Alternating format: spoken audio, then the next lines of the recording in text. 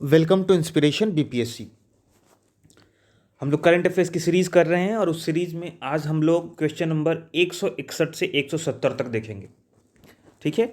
Question number 161, कौन सा संस्थान फिनटेक ओपन हैकाथॉन की मेजबानी करने जा रहा है? तो ये मेजबानी करेगा नीति आयोग। ठीक है। नीति आयोग फोन पे, जो कि एक डिजिटल भुगतान सेवा प्रदाता है, के सहयोग से पहली बार सभी के लिए open to all fintech open hackathon की मेजबानी करेगा, जिसका उद्देश्य फिनटेक पारिस्थितिकी तंत्र के लिए पथ प्रदर्शक समाधान प्रदर्शित करना है। मतलब कि path breaking solutions fintech technologies के लिए। फिनटेक क्या होता है? मतलब फिनेंस से रिलेटेड टेक जो होता है, फिनेंस से फिन बना है और टेक्नोलॉजी से टेक बना है। तो फिनेंस से रिलेटेड जो भी टेक्नोलॉजी, जैसे फोन पे भी अपने आप में एक फिनटेक है, तो फिनेंस से रिलेटेड टेक्नोलॉजी के लिए एक नीति आयोग हैकाथॉन कर रहा है। मतलब एक तरह का ये इवेंट है जिसमें विभिन्न लोग आकर अपना टेक्नोलॉजी वाला आइडिया देंगे और जिसकी भी टेक्नोलॉजी अच्छी होगी उसको अवार्ड किया जाएगा या ग्रांट दिया जाएगा। तो इस इवेंट का नाम क्या है? Fintech open hackathon. कौन कर रहा है? नीति आयोग। किसके साथ? फोन पे के साथ। अब नीति आयोग के बारे में कुछ इंपॉर्टेंट आपको तथ्य जो बिल्कुल जानना ही चाहिए। देखिए, नीति आयोग का फुल फॉर्म पूछ सकता है, तो वो होगा national institution for transforming India. इसमें आप कंफ्यूज मत होइएगा। National institute for transforming India भी दे सकता है या national institution to transform India भी दे सकता है, लेकिन आप इसे रट लीजिए, national institution for transforming India, Niti, NITI। ठीक है। नीति का फुल फॉर्म हो गया। ये कब बना था? तो 1 जनवरी 2015 को योजना आयोग की जगह एक नई संस्था नीति आयोग ने ले ली। मतलब 1 जनवरी 2015 को यह बना था। चूंकि ये बहुत बड़ी संस्था है और सब इंडिया का सबसे बड़ा थिंक टैंक है, इसीलिए आपको पता होना चाहिए कि कब बना था। इसकी एक गवर्निंग काउंसिल होती है। ठीक है। गवर्निंग काउंसिल होती है जो सारे मेजर डिसीजंस लेती है। उसके मेंबर कौन कौन से होते हैं? तो सभी राज्यों के मुख्यमंत्री और केंद्र शासित प्रदेशों के उपराज्यपाल उस गवर्निंग काउंसिल के मेंबर होते हैं। ठीक है। आगे बढ़ते हैं। क्वेश्चन नंबर 162, 150 गांवों को उत्कृष्टता के गांव में बदलने के लिए कौन सा देश भारत की सहायता कर रहा है? वह देश का नाम है इजराइल। केंद्र ने इजराइल सरकार की तकनीकी सहायता से 12 राज्यों में 150 गांवों को उत्कृष्टता के गांव में बदलने का फैसला किया है। मतलब विलेज ऑफ एक्सेलेंस, उत्कृष्टता के गांव, इसमें हेल्प इजराइल कर रहा है। पहले से ही इजराइल सरकार ने 12 राज्यों में 29 उत्कृष्टता केंद्र यानी सेंटर ऑफ एक्सेलेंस स्थापित किए हैं, जो 2.5 करोड़ से अधिक वनस्पति पौधों और 3,87,000 से अधिक गुणवत्ता वाले फलों के पौधों का उत्पादन कर रहे हैं और प्रतिवर्ष 1.2 लाख से अधिक किसानों को प्रशिक्षित कर रहे हैं। मतलब पहले ही इजराइल सेंटर ऑफ एक्सेलेंस के लिए भारत को असिस्ट कर रहा है, जिसमें किसानों को प्रशिक्षण दिया जा रहा है और अन्य पेड़ पौधों को उपजाया जा रहा है। ठीक है। इजराइल द्वारा, अब इजराइल से रिलेटेड एक और वेरी इंपॉर्टेंट न्यूज़ जो अभी हाल ही में करंट न्यूज़ में था, वो ये था कि इजराइल द्वारा सीडोम नामक एक नई नौसेना वायु रक्षा प्रणाली का सफलतापूर्वक परीक्षण किया गया है। क्या नाम है? सीडोम, यानी कि सी डोम, DOME। ये क्या है? ये नौसेना वायु रक्षा प्रणाली है। सी डोम जो है इजराइल के आयरन डोम का नौसैनिक संस्करण है। तो इजराइल का एक डिफेंस सिस्टम है आयरन डोम। वो आयरन डोम होता क्या है? तो आयरन डोम इजराइल की एक मिसाइल प्रणाली है जिसका उपयोग कम दूरी की मिसाइलों और रॉकेट को नष्ट करने के लिए और रोकने के लिए किया जाता है। यानी कि ये एक डोम की तरह से आपको दिखाई नहीं देगा, लेकिन ये एक रक्षा प्रणाली जो डोम के आकार का है। कोई भी अगर रॉकेट या शेल्स जब बाहर से आते हैं तो वो ऊपर हवा में ही नष्ट हो जाते हैं। तो उसी रक्षा प्रणाली को इजराइल आयरन डोम कहता है और उसी का नौसैनिक संस्करण सी डोम इजराइल ने सफलतापूर्वक परीक्षण कर लिया है। तो क्वेश्चन सिंपली ये बन सकता है कि आयरन डोम या सी डोम किस देश की रक्षा प्रणाली है, तो इजराइल की है। ठीक है, आगे बढ़ते हैं।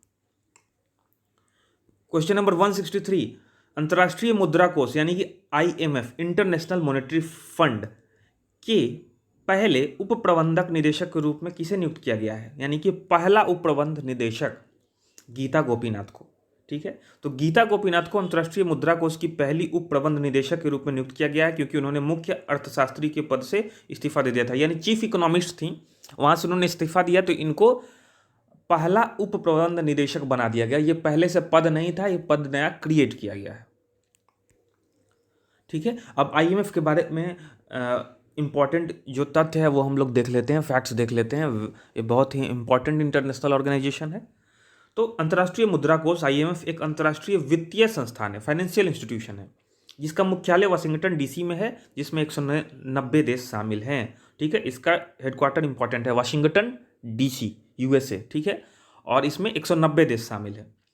कब बना था? द्वितीय विश्व युद्ध के बाद युद्ध से तबाह देशों के पुनर्निर्माण में सहायता के लिए विश्व बैंक के साथ IMF की स्थापना की गई थी, यानी कि वर्ल्ड बैंक के साथ IMF की स्थापना की गई थी। 1944 में अमेरिका में ब्रेटन वुड्स में एक सम्मेलन में इन दोनों इंस्टीट्यूशन यानी संस्थाओं को बनाया गया था। कौन कौन से? वर्ल्ड बैंक और IMF, यानी विश्व बैंक और अंतर्राष्ट्रीय मुद्रा कोष। ठीक है, एक सम्मेलन में दोनों संगठनों की स्थापना के लिए सहमति व्यक्त की गई थी, इसलिए उन्हें ब्रेटन वुड्स जुड़वा के रूप में भी जाना जाता है, यानी कि ब्रेटन वुड्स ट्विंस। ये भी क्वेश्चन बनता है कि निम्नलिखित में से कौन से वित्तीय संस्था ब्रेटन वुड्स जुड़वा के रूप में जाने जाते हैं, तो आपका उत्तर हो जाएगा वर्ल्ड बैंक और IMF, भूलिएगा नहीं इसे। ठीक है, यह भुगतान संतुलन कठिनाइयों और अंतर्राष्ट्रीय वित्तीय संकटों के प्रबंधन में एक केंद्र की भूमिका निभाता है। कौन? IMF, यानी कि अंतर्राष्ट्रीय मुद्रा कोष। IMF के सदस्य कौन कौन होते हैं? तो कोई भी राज्य चाहे संयुक्त राष्ट्र का सदस्य हो या नहीं, IMF का सदस्य बन सकता है। मतलब कोई ज़रूरी नहीं है कि कोई कंट्री जो है वो यूनाइटेड नेशन का मेंबर होगा तो ही वो IMF का मेंबर बन जाएगा, ऐसा कुछ नहीं है। लेकिन IMF में सदस्यता IRBD में सदस्यता के लिए एक शर्त है, मतलब IBRD। ठीक है, international bank for reconstruction and development, जिसको कि कॉमनली हम लोग वर्ल्ड बैंक कहते हैं, उसका अगर आपको मेंबरशिप लेना है तो पहले आपको IMF का मेंबरशिप लेना पड़ेगा। ये क्वेश्चन UPSC में पूछ चुका है। ये जो तथ्य मैंने आपको बताया ये UPSC में पूछ चुका है। मतलब अगर आपको वर्ल्ड बैंक का सदस्यता लेना है, ठीक है, तो आपको IMF का सदस्य होना पड़ेगा। वर्ल्ड बैंक देखिए ग्रुप ऑफ इंस्टीट्यूशन है, 5 ग्रुप है, लेकिन जो IBRD है उसी को मोस्टली कॉमनली, मतलब आसान भाषा में उसी को वर्ल्ड बैंक कहते हैं। ठीक है, 164, कौन सा अंतर्राष्ट्रीय वित्तीय संस्थान अपने सदस्य देशों को स्पेशल ड्राइंग राइट्स आवंटित करता है? ठीक है, क्वेश्चन इस तरीके से भी आ सकता है कि स्पेशल ड्राइंग राइट्स किस वित्तीय संस्थान से संबंधित है, तो इसका उत्तर हो जाएगा अंतर्राष्ट्रीय मुद्रा कोष, यानी कि IMF इंटरनेशनल मॉनेटरी फंड। तो स्पेशल ड्राइंग राइट्स अंतर्राष्ट्रीय मुद्रा कोष द्वारा परिभाषित और अनुरक्षित पूरक विदेशी मुद्रा आरक्षित परिसंपत्तियां हैं। ठीक है, ये ट्रांसलेशन में थोड़ा कठिन हो गया है, बस आप इतना याद रखिएगा कि स्पेशल ड्राइंग राइट्स जो है वो IMF द्वारा अपने सदस्य देशों को आवंटित किया जाता है। अभी है क्या स्पेशल ड्राइंग राइट्स, वो देख लेते हैं। तो SDR जो कि स्पेशल ड्राइंग राइट्स को IMF द्वारा देशों को आवंटित किया जाता है और निजी पार्टियों द्वारा आयोजित या उपयोग नहीं किया जा सकता। मतलब इसको कोई प्राइवेट पार्टी इस का यूज नहीं कर सकते हैं, ये देश यूज कर सकते हैं। तो ये है क्या? तो ये जो है ये एक क्लेम है कि अगर आपके पास इतना समथिंग कुछ भी आपके पास, अगर किसी कंट्री के पास SDR है तो वो किसी दूसरे फॉरेन करेंसी से इसको चेंज कर सकते हैं। ठीक है, दूसरा फॉरेन करेंसी किसी देश को क्यों चाहिए होता है? एक्सपोर्ट इंपोर्ट के लिए। ठीक है, अब हाल ही में अंतर्राष्ट्रीय मुद्रा कोष ने भारत को स्पेशल ड्राइंग राइट्स 2.57 बिलियन का आवंटन किया है। ये इंपॉर्टेंट नहीं है, मैंने इसीलिए डाला है क्योंकि ये न्यूज़ में था कि आवंटित अभी हाल ही में कुछ एसडीआर इतने अमाउंट का भारत को आईएमएफ ने किया है। एसडीआर ना तो मुद्रा है और ना ही आईएमएफ पर दावा। एसडीआर कोई करेंसी नहीं है, ठीक है, और ना ही आपके पास एसडीआर ज़्यादा होगा तो आपका जो है वो आईएमएफ पर दावा बढ़ जाएगा, मतलब आपकी जो पावर है वहाँ बढ़ जाएगी, ऐसा नहीं है, ठीक है। बल्कि यह आईएमएफ सदस्यों की स्वतंत्र रूप से प्रयोग करने योग्य मुद्राओं पर एक संभावित दावा है। तो जो आईएमएफ में जो मुद्राएं हैं, करेंसी है, डिफरेंट करेंसी है, जैसे डॉलर हो गया, पाउंड हो गया, ठीक है, वो आईएमएफ के रिजर्व में रहता है। और अगर आपको आवंटित एसडीआर से उसको एक्सचेंज, मोटे मोटे तौर पर आप याद रखिएगा कि आईएमएफ जो है वो एसडीआर को आवंटित करता है, आईएमएफ से रिलेटेड है एसडीआर, और इसके बदले दूसरे फॉरेन करेंसी कोई भी कंट्री आदान प्रदान कर सकती है, ठीक है।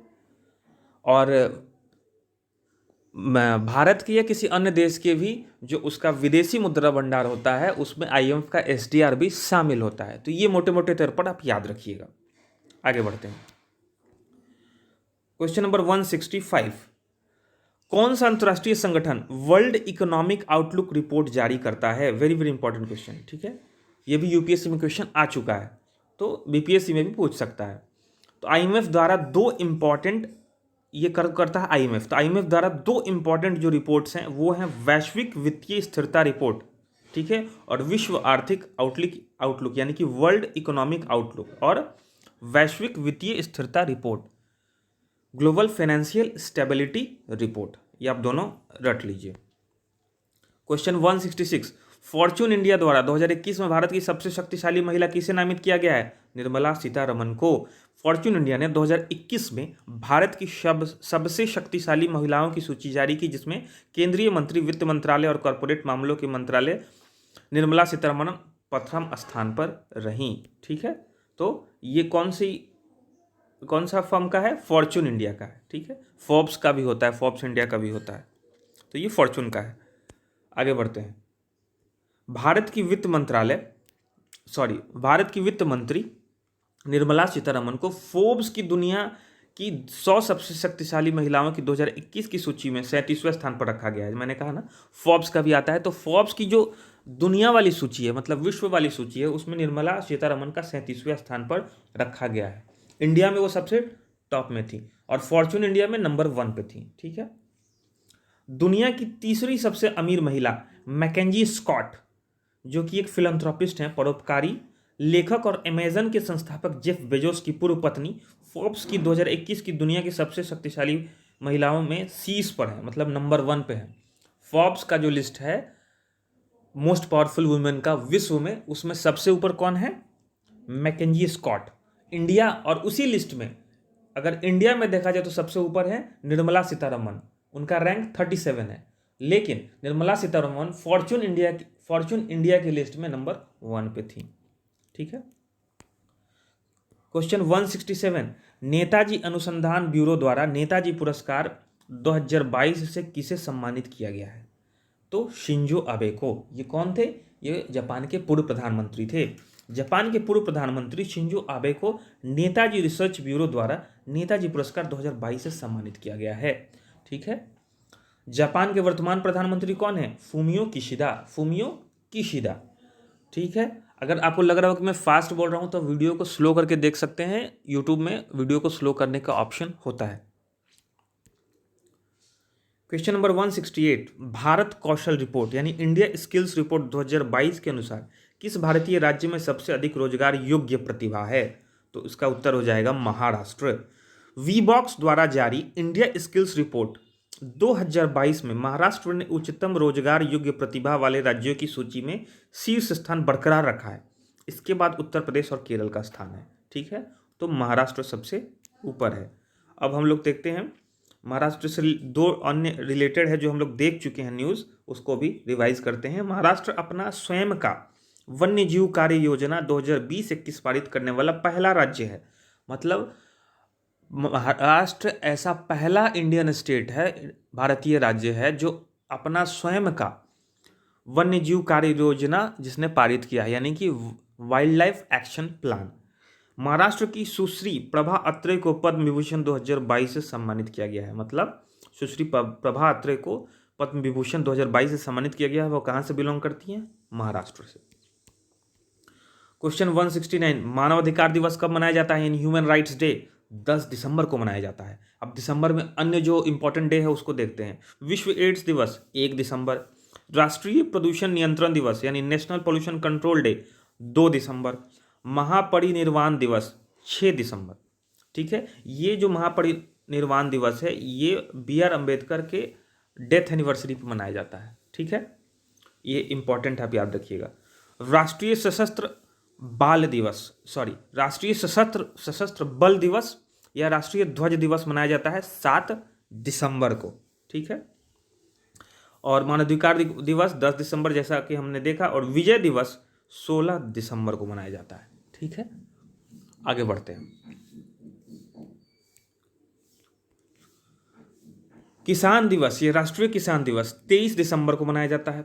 राष्ट्रीय उपभोक्ता अधिकार दिवस, ये इंपॉर्टेंट है, 24 दिसंबर को मनाया जाता है। और सुशासन दिवस 25 दिसंबर को, यानी 23, 24, 25 तीनों दिन इंपॉर्टेंट है, आप याद रखिएगा। ठीक है, देखिए किसान दिवस 23 दिसंबर को राष्ट्रीय किसान दिवस, और किसान चूंकि अन्न उपजाते हैं और उसका उपभोग कौन करता है? हम लोग करते हैं, तो राष्ट्रीय उपभोक्ता अधिकार दिवस 24 दिसंबर। और सुशासन दिवस सबको पता है, ये अटल बिहारी वाजपेयी के जन्मदिन के अवसर पर गुड गवर्नेंस डे मनाया जाता है 25 दिसंबर को। 170 नंबर क्वेश्चन, मिस यूनिवर्स 2021 का खिताब किसने जीता? हरनाज संधू। बहुत फेमस न्यूज है, आपको याद ही होगा, लेकिन फिर भी हमने इंक्लूड किया है। क्यों? क्योंकि आसान भी कभी कभी गलत हो जाता है। तो भारत द्वारा आखिरी बार खिताब अपने घर लाने के 21 साल बाद अभिनेता मॉडल हरनाज संधू को मिस यूनिवर्स 2021 का ताज पहनाया गया। मतलब इससे पहले 21 साल पहले इंडिया को मिला था मिस यूनिवर्स का खिताब। किसको मिला था? तो सुश्री संधू से पहले केवल 2 भारतीयों ने मिस यूनिवर्स का खिताब जीता। 1994 में अभिनेता सुष्मिता सेन और 2000 में लारा दत्ता। ठीक है, तो इससे पहले लारा दत्ता को 2000 में मिला था। हरनाज संधू नाम याद रखिएगा। ठीक है, और इसका PDF डिस्क्रिप्शन बॉक्स में आपको मिल जाएगा, दोनों मीडियम में, इंग्लिश में और हिंदी में। ठीक है, और अगर आप हमसे कनेक्ट करना चाहते हैं तो आप टेलीग्राम चैनल का लिंक PDF में होगा और व्हाट्सएप का भी लिंक दिया गया होगा। ठीक है, मिलते हैं नेक्स्ट वीडियो में। तब तक आप करंट अफेयर्स अच्छे से करते रहिए और उसको रिवाइज करते रहिए। सी यू इन नेक्स्ट।